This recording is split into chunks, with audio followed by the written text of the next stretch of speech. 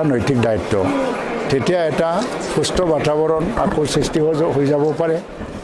আৰু যিখিনি মানে স্পিকাৰৰ ওপৰত বা স্পিকাৰৰ সন্মুখত যিবিলাক কাৰ্যকলাপ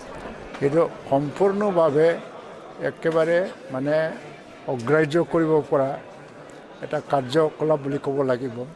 আৰু এইটো জনগণৰ ৰাইজৰ কাৰণে ভাল এটা নিদৰ্শন হোৱা নাই তো সেইবিলাক পৰিহাৰ কৰি পেলাই ভৱিষ্যতত এই অঞ্চলৰ উন্নয়নৰ কাৰণে অপজিশ্যন দলবিলাকে যদি কনষ্ট্ৰাকটিভ অপজিশ্যনৰ ৰ'ল লয় অকল কনষ্ট্ৰাকটিভ বুলি নহয় আনকণ্ডিশ্যনেলি এই চৰকাৰখনক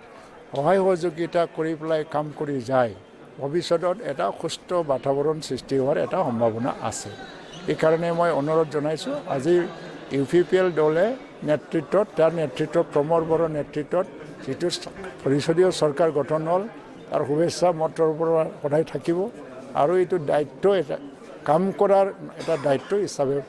লৈ পেলাই পালন কৰি আগুৱাই গৈ থাকিলে নিশ্চয় এই অঞ্চলত ভাল হ'ব